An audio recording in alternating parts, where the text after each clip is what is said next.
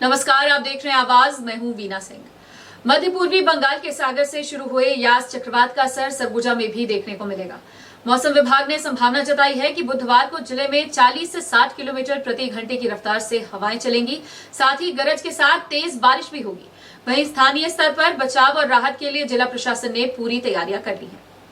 2 दिन पूर्व बंगाल के सागर से शुरू हुए यास चक्रवात का व्यापक असर सरगुजा संभाग में भी देखने को मिलेगा। मौसम विभाग की माने तो यास चक्रवात की वजह से जनजीवन प्रभावित होगा। दरअसल मौसम विभाग के वैज्ञानिकों ने संभावना जताई है कि सरगुजा जिले में भी यास चक्रवात प्रभावशाली रहेगा। इसका व्यापक असर बुधवार यानी 26 मई को देखने को मिलेगा। जिले में गरज बरस के साथ 40 से 60 किलोमीटर प्रति घंटे की रफ्तार से हवाएं चलेंगी। मौसम विभाग के वैज्ञानिकों ने अनुमान लगाया है कि 26 मई को सुबह 10 बजे से दोपहर 12 बजे के बीच में यास चक्रवात पारादीप और सागर आइलैंड के बीच में और उड़ीसा तट पर पश्चिम बंगाल के बीच में टकराएगा, जिस वजह से यास चक्रवात उड़ीसा को पार करते हुए झारखंड में प्रवेश करेगा। इसके प्रभाव से उत्तरी छत्तीसगढ़ में 40 से 60 किलोमीटर प्रति घंटे की रफ्तार से हवाएं चलेंगी। इसका असर उड़ीसा झारखंड के सीमावर्ती इलाकों से सटे जिले बलरामपुर, जशपुर एवं सरगुजा में देखने को मिलेगा। वहीं मौसम विभाग ने संभावना जताई है कि 26 मई को यास चक्रवात लैंडफॉल करेगा, जिसके बाद चक्रवात की तीव्रता कम होने लगेगी, लेकिन नमी की आपूर्ति होने की वजह से इसका प्रभाव अगले 2-3 दिनों तक देखने को मिलेगा। 27 से 29 मई के बीच भारी बारिश हो सकती है।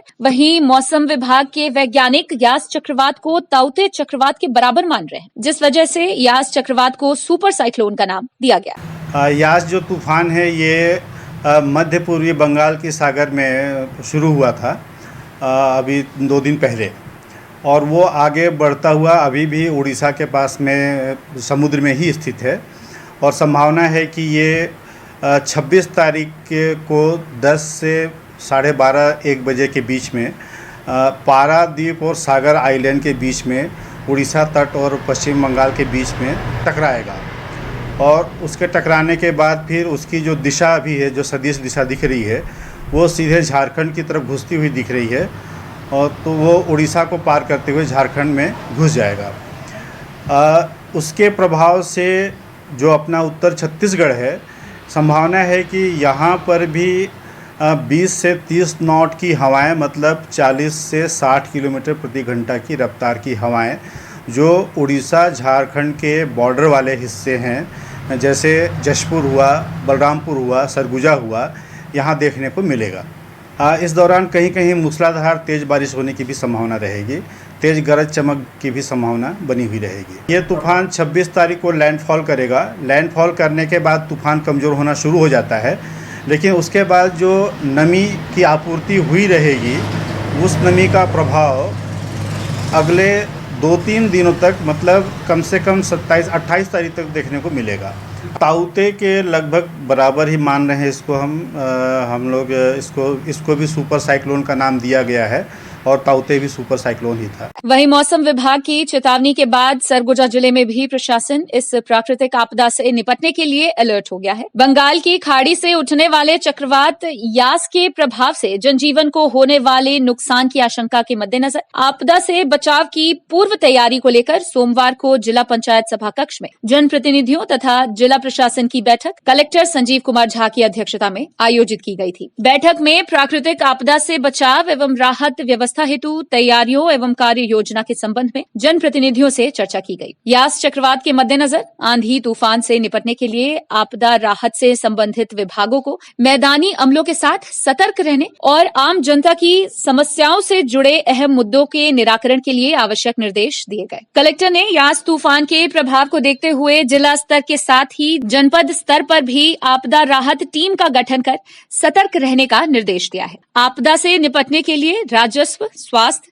नगर निगम, जल संसाधन, विद्युत, पीएचई, जिला सेनानी सहित प्राकृतिक आपदा राहत से संबंधित अन्य विभागों के अधिकारी और कर्मचारियों के अवकाश पर 25 मई से 28 मई तक प्रतिबंध लगा दिया है। सभी संबंधित विभाग अपने अधीनस्थ अधिकारी तथा कर्मचारियों को अलर्ट मोड पर रखेंगे। लोगों को चक्रवात के बारे में सूचित कर घर में रहने की हिदायत दी जा रही है। मौसम विभाग ने चेतावनी दी है कि यास चक्रवात का असर सरगुजा संभाग में भी देखने को मिलेगा। 26 मई यानी बुधवार के दिन 40 से 60 किलोमीटर प्रति घंटे की रफ्तार से तेज हवाएं चलने और भारी बारिश होने की संभावना भी जताई गई है। इस प्राकृतिक आपदा से निपटने के लिए जिला प्रशासन ने जमीनी स्तर पर कार्य योजना बना ली है। सरगुजा कलेक्टर ने 28 मई तक राजस्व विभाग और आपदा प्रबंधन के अंतर्गत सभी विभागों के अधिकारियों और कर्मचारियों को नियमित रूप से मुख्यालय में उपस्थित होने का निर्देश जारी किया है। आकाश प्रधान और सुमित सिंह के साथ मैं वीना सिंह, आवाज अंबिकापुर। बहरहाल सुपर साइक्लोन यास का व्यापक प्रभाव 26 मई से सरगुजा जिले में भी देखे जाने की संभावना जताई जा रही है। मौसम विभाग के अलर्ट जारी करने के बाद इस प्राकृतिक आपदा से निपटने के लिए प्रशासनिक अमला जमीनी स्तर पर कार्य योजना बना रहा है। अब कुछ ही घंटों की बात है कि जिस तरह का अनुमान मौसम विभाग ने लगाया है, क्या उसी तरह का असर सरगुजा जिले में देखने को मिलेगा। अंबिकापुर से आवाज डेस्क की रिपोर्ट। ग्राम बड़ा दमाली में एक ऐसा पुल बन रहा है जिसका ना तो आम जन के आवागमन से कोई वास्ता है, न ही निर्माण के लिए ग्राम सभा की अनुमति मिली है।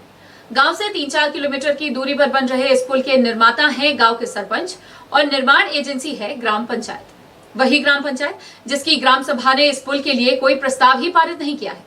बड़ा दमाली से 3-4 किलोमीटर की दूरी पर एक ऐसा पुल बन रहा है जिसका सड़क से कोई वास्ता ही नहीं है, कोई गुजरता ही नहीं है यहाँ से। निर्माण बेहद घटिया है, पुल की सतह पर दरारें पड़ गई हैं। सबसे बड़ी बात है कि इस आवश्यकता विहीन पुल को ग्राम सभा ने स्वीकृति भी नहीं दी है, लेकिन गांव के सरपंच के द्वारा इसका निर्माण कराया जा रहा है। अब गांव के पंच और दूसरे प्रतिनिधि इस पर सवाल खड़े कर रहे हैं। क्या बनाया जा रहा है? तो ये तो पुलिया बनाया जा रहा है और ये बड़ा दमाली से 4-5 किलोमीटर दूर है। मेरा यहाँ आना जाना बहुत कम होता है। मैं तो सुना था कि वहाँ पुलिया बन रहा है। तो जी बता देंगे, आप किस वार्ड के पंच हैं, तो किस तरह से आपको जानकारी थी पुल बन रहा है कि नहीं बन रहा, प्रस्ताव पास हुआ था कि ग्राम सभा में? तो हम लोग तो ग्राम सभा में प्रस्ताव पास नहीं किए हैं इसका, और अभी पुलिया बन रहा है। मैं बस सुना था ऐसे ही ग्रामीण केसन से कि यहाँ पर पुलिया पास हो गया है। मैं इनका प्रस्ताव तो हम लोग पास किए नहीं हैं। तो क्या लगता है जो निर्माण हो रहा है क्या घटिया तरीके से भी हो रहा है क्या? तो देखने में तो लग रहा है कि घटिया तरीके से, काहे कि सीमेंट उमेंट वो सब लिपा पोती किए हुए हैं, और इसको तो ज़्यादा इंजीनियर ही बता पाएंगे कैसे बनवा रहा है इसको। तो मैं सुनने में आया है कि सरपंच बनवा रहा है। तो क्या लगता है, तो इस तरह से निर्माण होना चाहिए बिना किसी जानकारी के? तो ये तो लोकल पंच यहाँ के लोग बताएंगे। अब बिना जानकारी के तो ऐसा नहीं होना चाहिए मेरे हिसाब से, क्योंकि ये गांव का विकास का काम है और बहुत मुश्किल से पुलिया पास होता है, और घटिया निर्माण होगा तो जल्दी ही टूट जाएगा, तो इसमें तो नुकसान है हम लोग को। मेरे को उसकी कोई जानकारी नहीं है।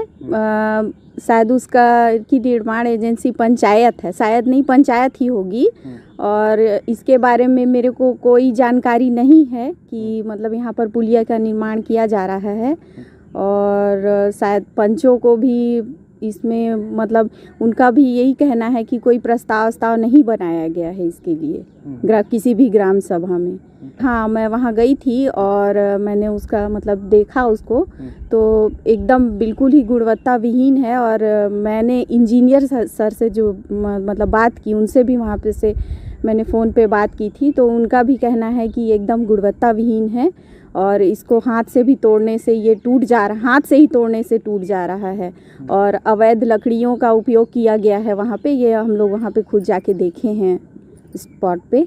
तो क्या लगता है, तो इस तरीके से होना चाहिए, वो क्या उचित है वहाँ बनना, पुल बनना उचित भी था या नहीं बनना चाहिए था वहाँ? बिल्कुल नहीं बनना चाहिए था। ऐसे अवैध पंचायत, हमारे पंचायत में ऐसा निर्माण कार्य हो रहा है, तो ये बिल्कुल ऐसा नहीं होना चाहिए। क्यों अवैध क्यों होगा? और अगर हमारे उपयोग के लिए, हमारे पंचायत के लिए बन रहा है, तो हमारे गांव वालों के उपयोग के लिए बन रहा है, तो बिल्कुल गुणवत्ता विहीन तो बिल्कुल नहीं होना चाहिए। तो अब क्या करेंगे, इसकी शिकायत करेंगे क्या? हाँ जी, बिल्कुल शिकायत इसकी ज़रूर की जाएगी, किया जाएगा शिकायत।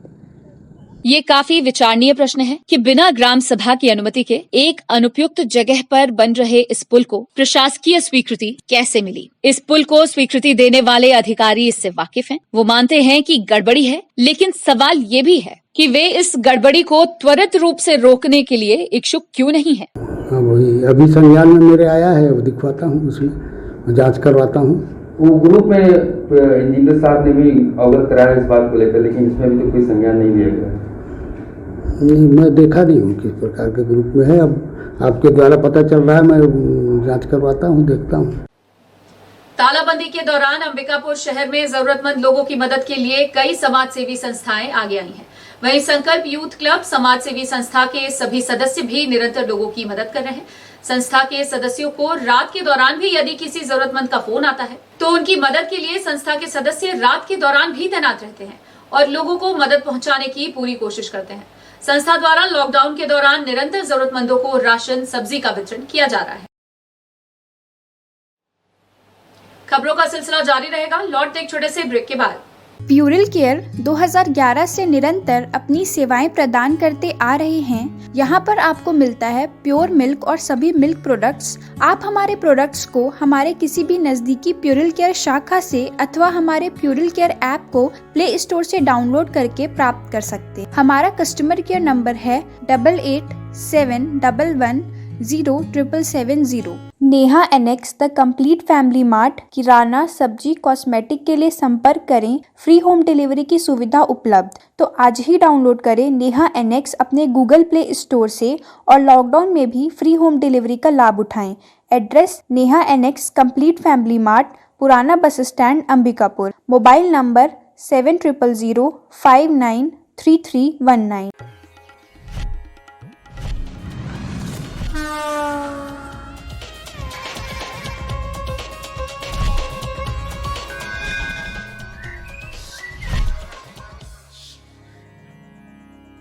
वीएम इंटरनेट सर्विस शहर का सबसे सस्ता high speed fibre internet service. 100 MBPS मात्र 700 रुपए में विद टैग। तो चाहे वर्क फ्रॉम होम हो या ऑनलाइन क्लास, याद रखें वीएम इंटरनेट सर्विस। अधिक जानकारी के लिए संपर्क करें Vande Mahamaya cable network. VM internet service, Alaknanda complex, प्रथम तल, अग्रसेन चौक, अंबिकापुर, सरगुजा। Mobile number 9111785555 7440765555। नेहा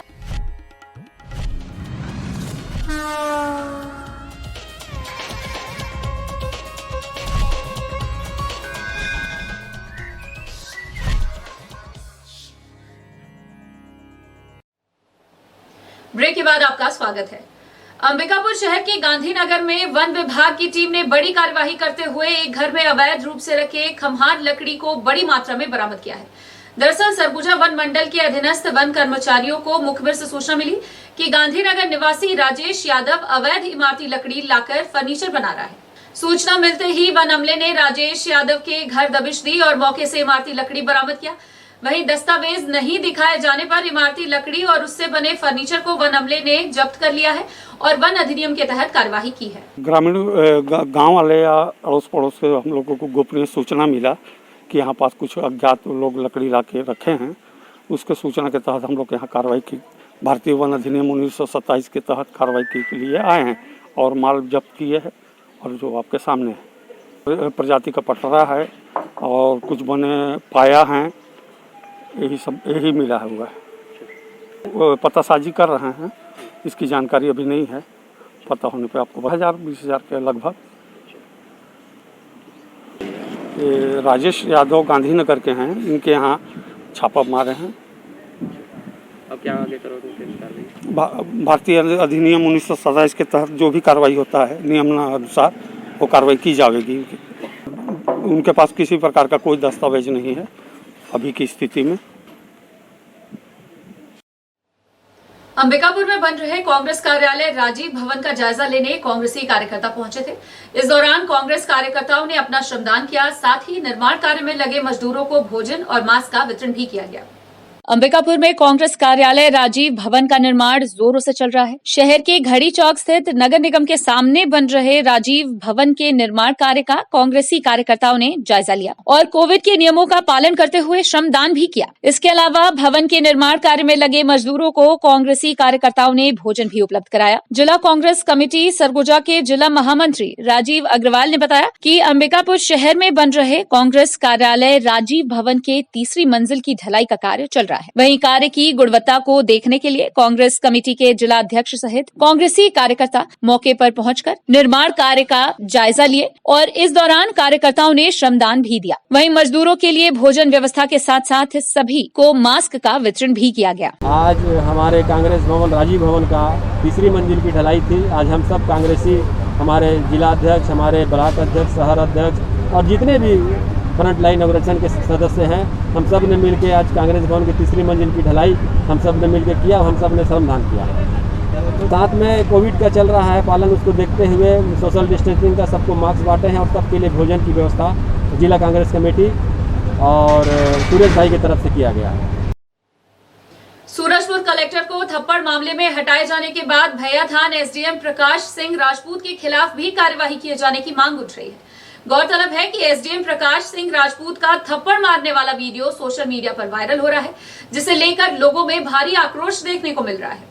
सूरजपुर जिले के पूर्व कलेक्टर रणबीर शर्मा द्वारा युवक को थप्पड़ मारने और मोबाइल तोड़ने वाला वीडियो वायरल होने के बाद प्रदेश के मुख्यमंत्री ने तत्काल कार्यवाही करते हुए कलेक्टर को हटा दिया। लेकिन अभी भी लोगों में आक्रोश देखने को मिल रहा है। लोगों का कहना है कि जब कलेक्टर को थप्पड़ मारने की सजा मिल सकती है तो हमेशा विवादों में रहने वाले भैयाथान एसडीएम प्रकाश सिंह राजपूत के खिलाफ क्यों नहीं कार्यवाही हो रही है, जबकि पूर्व कलेक्टर रणबीर शर्मा के साथ एक युवक को एसडीएम ने भी थप्पड़ रसीद किया था, जिसका वीडियो भी सोशल मीडिया में खूब वायरल हो रहा है। क्या एसडीएम की पकड़ कलेक्टर से ज्यादा है? शायद यही वजह है कि एसडीएम के विरुद्ध अब तक कार्यवाही नहीं हुई है। गोंडवाना गणतंत्र पार्टी के राष्ट्रीय प्रवक्ता जयनाथ केराम का आरोप है कि एक बड़े विधायक का आशीर्वाद एसडीएम को प्राप्त है, जिस वजह से एसडीएम के विरुद्ध कार्यवाही नहीं हो रही है। जब कलेक्टर से लेकर आरक्षक के खिलाफ कार्यवाही हो सकती है तो एसडीएम के खिलाफ क्यों नहीं की जा रही है? इनके अलावा गोंडवाना पार्टी ने चेतावनी दी है कि यदि एसडीएम पर जल्द कार्यवाही नहीं हुई तो आने वाले दिनों में आंदोलन किया जाएगा। वहीं भाजपा के जिला अध्यक्ष बाबूलाल अग्रवाल ने भी सरकार से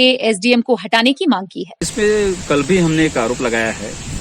कल शाम करीब कल दोपहर में स्पष्ट हो गया था कि कोई न कोई रायपुर से जे के चाहे किसी विधायक का हाथ उसमें जो है, एक बड़े विधायक का नाम आने का प्रयास कर रहे थे, इसमें लोग ला रहे थे कि इसलिए उनको रोका गया है करके। जबकि इसमें मुझे लगता है कि जितना कलेक्टर दोषी हैं लगभग उसका अपन डेढ़ा मान लें कि ये व्यक्ति जो है जिस तरह का तांडव भैयाथान में मचाया था वो तांडव यहाँ भी देखने को मिला था, तो कार्रवाई तो बनता है, करना चाहिए था। क्या मानते हैं कि कार्रवाई उसी एक वजह से नहीं हो पा रहा है? क्या डर रहा है सरकार कार्रवाई करने से हाथ पाँव फूल रहे हैं उनके? नहीं, जब कलेक्टर को हटा दिया इसमें हाथ फूलने क्या बात, पर यह है कि उनके ऊपर किसी का हाथ है और उनको अगर ये लगता है कि सूरजपुर जिला के लोग, हम तो समझते हैं सूरजपुर जिला में लोग क्रांति के रास्ते के लोग जानते हैं और जितना अच्छा कानून का यहाँ पालन करते हैं, जरूरत पड़ने पर उतना अच्छा आंदोलन करने की क्षमता रखते हैं। एसडीएम की ज़्यादा सोचने की बात नहीं है। टीआई को जब लाइन हाजिर किया जा सकता है, कलेक्टर हटाया जा सकता है, तो एसडीएम भी हटेगा, जरूर हटेगा। नहीं हटेगा तो उसका फिर हम आगे सड़क की लड़ाई लड़ेंगे। वक्त है एक और छोटे से ब्रेक का, जल्द लौटते हैं। प्यूरल केयर 2011 से निरंतर अपनी सेवाएं प्रदान करते आ रहे हैं। यहाँ पर आपको मिलता है प्योर मिल्क और सभी मिल्क प्रोडक्ट्स। आप हमारे प्रोडक्ट्स को हमारे किसी भी नजदीकी प्यूरल केयर शाखा से अथवा हमारे प्यूरल केयर ऐप को प्ले स्टोर से डाउनलोड करके प्राप्त कर सकते हैं। हमारा कस्टमर केयर नंबर है 8871110770। Neha annex the complete family mart, किराना, सब्जी, कॉस्मेटिक के लिए संपर्क करें। फ्री होम डिलीवरी की सुविधा उपलब्ध। तो आज ही डाउनलोड करें नेहा एनेक्स अपने गूगल प्ले स्टोर से और लॉकडाउन में भी फ्री होम डिलीवरी का लाभ उठाएं। Address Neha annex complete family mart, पुराना bus stand, Ambikapur. Mobile number 7000593319।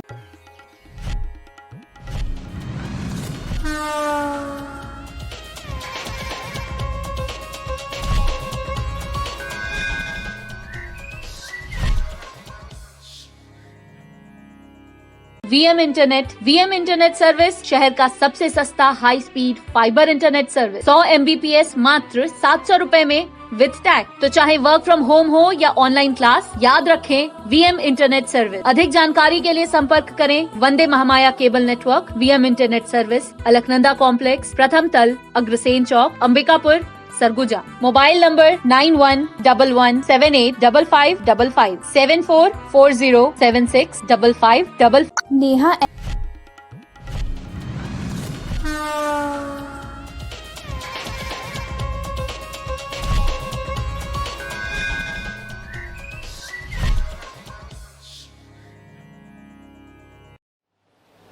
Break के बाद आपका स्वागत है। सूरजपुर जिले में इन दिनों नशीली दवाइयों का कारोबार जोरों पर है। पुलिस की टीम नशीली दवाइयों के कारोबार को रोकने के लिए अभियान चला रही है। इसी कड़ी में कोतवाली पुलिस ने एक युवक के पास से नशीली दवाइयों का जखीरा बरामद किया है। आरोपी के खिलाफ पुलिस ने एनडीपीएस एक्ट के तहत कार्यवाही कर उसे जेल दाखिल कर दिया है। सूरजपुर जिले की कोतवाली पुलिस को एक बड़ी सफलता हाथ लगी है। पुलिस की टीम ने एक युवक को नशीली कफ सिरप के साथ गिरफ्तार किया है। पुलिस को मुखबिर से सूचना मिली कि मस्जिद मोहल्ला निवासी सोहेल खान नशीली कफ सिरप की बिक्री के लिए ग्राहकों की तलाश कर रहा है। सूचना मिलते ही पुलिस की टीम आरोपी को पकड़ने के लिए मौके पर दबिश देने पहुंची। इधर पुलिस को देख आरोपी भागने लगा। इसे घेराबंदी कर पुलिस ने धर दबोचा। वहीं जब पुलिस ने आरोपी की तलाशी ली तो उसके पास से कफ सिरप और नशीली इंजेक्शन का जखीरा बरामद हुआ। आरोपी के पास से बरामद हुए नशीली दवाओं की कीमत लगभग 96,000 रूपए आंकी गई है। फिलहाल कोतवाली पुलिस आरोपी के खिलाफ एनडीपीएस एक्ट के तहत कार्यवाही कर उसे न्यायिक रिमांड में पेश कर चुकी है। 24 मई को रात्रि 8 बजे करीब मुखबिर से सूचना मिली थी कि सरनापारा पर्री के पास एक व्यक्ति है सोहेल खान, जिसके पास नशीली दवाई है। इस सूचना पे पुलिस वहाँ पे घेराबंदी करके उसको पकड़ा। उसके पास से 180 नग कफ सिरप बरामद किया गया है और जिसकी कीमत 19,200 रुपये करीब है, जिसमें थाना कोतवाली में 21C एनडीपीएस एक्ट के तहत कार्रवाई की गई है और उसे गिरफ्तार किया गया है। सर, आरोपी ने कल मीडिया के समक्ष एक अन्य आरोपी का भी नाम लिया था। नहीं, अभी उसी एक ही आरोपी मिला था और उसी के पास से ये सामान बरामद हुई है, जो सोहेल खान नाम का व्यक्ति है, मस्जिद मोहल्ला का रहने वाला है। सरगुजा संभाग में इन दिनों बालू माफियाओं के हौसले बुलंद हैं। आलम यह है कि रेत माफिया मशीन लगाकर अवैध तरीके से रेत का दोहन कर रहे हैं। ग्रामीणों के विरोध करने पर रेत माफिया जान से मारने की धमकी भी दे रहे हैं, जबकि प्रशासन सब कुछ जानते हुए भी अनजान बैठा है।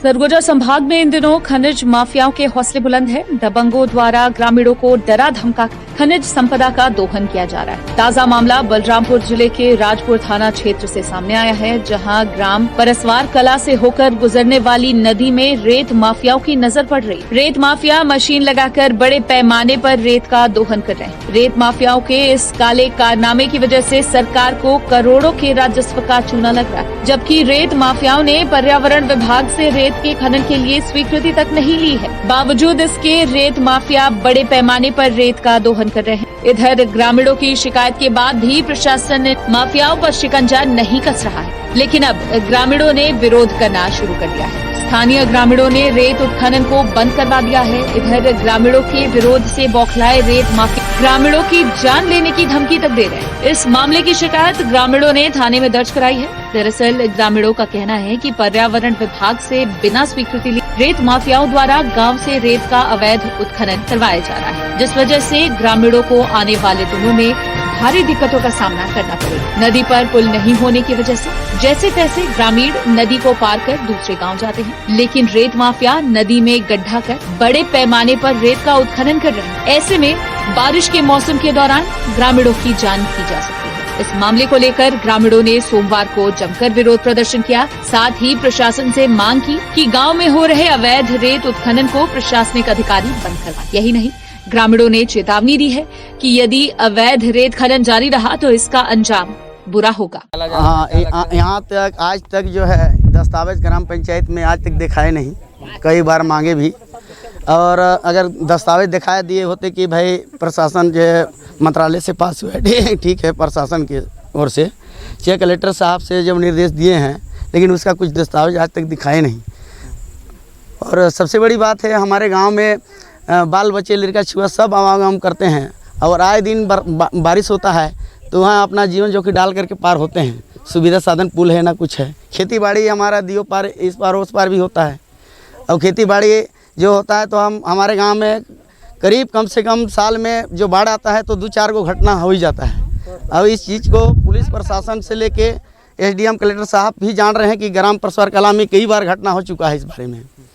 तो पूरा ग्रामीण विरोध में, हाँ, पूरा ग्रामीण विरोध में है गांव वाले कि भाई ये इस टाइप का नहीं होना चाहिए, ताकि 2-2 परसा गढ़ा जो हो जा रहा है, इस गढ़ा अगर होगा तो हमारे बैल बच्चा लड़का छुआ हमारे मौसी लोगों के लिए भी बहुत खतरा बने रहेगा। और इसके कारण जो है हम लोग चाहते हैं कि भाई इस टाइप का गड्ढा ना करें, ताकि या तो प्रशासन चाहे तो बंद कर दे। हाँ, और हमारे पास ग्राम पंचायत में जब तक दस्तावेज नहीं हम देखेंगे तब तक हम तो अवैध ही मानेंगे। कि अवैध काम कर रहे हैं। विगत 2 महीने से अवैध बालू उठ रहा है। हम लोग ठेकेदार को कल आए 10-15 लोग 5 गाड़ों को बीडीसी को लेके आया मैं ना, हम लोग सबको आए ग्रामीण के आपत्ति में कि बेच दिए हो तो पूछे कि कागज़ दिखा दीजिए, कोड़िए। तो कल बंद करवाए थे, तो आज थाना मेरा एफआईआर भी किए हैं इन लोग, एफआईआर किए हैं, जो कि मैं नहीं आया था यहाँ रात को बंद करवाने के लिए मशीन। और इनको यही कहा गया कि अपना दस्तावेज दिखाइए। माइनिंग प्लान का है, 20 से 30 फीट कोड दे रहे हैं बालू को, जो कि आवागमन पुलिया ना होने के कारण पैदल ही आवागमन होता है, जानवरों को ले जाते हैं। तो गांव वाले विरोध किए कि यहाँ को मत कोड़वाइए उतना गड्ढा। तो हम लोग आए, तो ठेकेदार आज 4-5 गाड़ी में बदमाश प्रवृत्ति के लोग को आके धमकी उमकी दिलवा रहा है, उठवा लेंगे, ये करेंगे वो करेंगे। बस यही है सर। तो कागज दिखाया, अगर भूपेश निकलवा कौन रहा है, कौन? ये तो बताते हैं मग्गू सेठ निकलवा रहे हैं। मग्गू सेठ नाम जानता हूँ मैं। जब 2 महीना से निकल रहा है तो ये आज विरोध क्यों हो रहा है? पहले क्यों? सर विरोध इसलिए नहीं हो रहा था, इन लोग कहे कागज हम लोग शुरू से मांगे, तो इनका कहना है दे देंगे, आज देंगे, कल देंगे। कल बोले तो कहे कलेक्टर भी आएगा तो कागज़ नहीं दिखाएंगे, इसलिए पूरा गांव इकट्ठा होके रोके। तो फिर आज बदमाश प्रवृत्ति लोग को कम 5-7 गाड़ी में ला के धमकी दिलवा रहे हैं कि मेरे लिए 2 मिनट का काम है, उठवा लूँगा, तुमको ऐसे कर दूंगा, वैसे कर दूंगा, डोह के ले जाएंगे, गोली मार देंगे। तो जान माल का खतरा बना हुआ है? जी सर, मैं आवेदन भी दिया हूँ राजपुर थाने में, कल आवेदन भी दिया हूँ कि मेरे को जान माल। यूपी के कुछ बदमाश प्रवृत्ति के लोग यहाँ आते हैं, पिस्टल बंदूक का बात करते हैं, तो आवेदन भी दिया हूँ। हम लोग चाहते हैं कि यहाँ बालू न निकले, और दस्तावेज मांगने से दस्तावेज भी अभी तक नहीं दिखाया है। मैं स्टार्ट हुआ उसी समय दस्तावेज मंगाया था, लेकिन वो टाल मटोल करके इतना दिन कर दिए हैं, और आज पूरे पब्लिक आके आक्रोश में उनको बंद कराए। और तो आप लोग कुछ लोग आए थे मारने और निकले गाँव वालों? नहीं, हम लोग मारने नहीं आए थे, उनको बंद कर। आप लोगों को कोई मारने आया था? बाहरी लोग? हाँ, बाहरी अंबिकापुर से मतलब 4 गाड़ी यहाँ आए थे शराब पी के, और उन्हीं से उन लोग बोल रहे थे, कुछ पकड़ के भी आए थे, इस टाइप का बता रहे थे। तो आप लोग क्या चाहते हैं? हम लोग चाहते हैं कि शासन प्रशासन इसको थोड़ा सा ध्यान दे, और हम लोग की जान का जो खतरा है उसको दूर करे। हो नदी के बालू ला हम नहीं ले जे देन, और हमारे में हने आवत जात दुर्घटना रहल। हमार नदी पार ओपार हमार खेती बाड़ी सब चीज़ है, हम 12 महीना रेंगते रहती, लड़का छुआ सब लेके हैं, सब कर कमाई करे जाती, ये पार ले वो पार ले, लड़का छुआ लेके हैं, तो कहाँ लेन हमरे ला बालू ला ले जे देवो कि गड्ढा करे देवो कि डगर ला खने देवो? भाई गरु बछरू सब जात ही सब घरिए, तो थोड़े ला गड्ढा करने देवो। तो का धमकी देते हैं? तुम धमकी देते रही वही ना बोलत रही कि हमरे पूरा गांव ला उठाए लेवो। तो कैसे उठाए के ले जाए? उठाए के देखें, उठाए के ले जाएं, देखब कैसे उठाते हैं। इतना पब्लिक ला हमारे गाँव ला प्रशासन कुछ नहीं करते? अचले तो कुछ नहीं करी से शासन। तो क्या चाहता तो प्रशासन से? वही तो शासन चाहत है कि एला हमारे सुधारण करे, यही तो चाहत है, हमरे कोड़े देवे नहीं करी। बुलेटिन में फिलहाल सिर्फ इतना ही। शहर से जुड़ी खबरों के लिए देखते रहिए आवाज। इस न्यूज के स्पॉन्सर हैं वीएम इंटरनेट, अलकनंदा कॉम्प्लेक्स, प्रथम तल, अग्रसेन चौक, अंबिकापुर, सरगुजा, छत्तीसगढ़।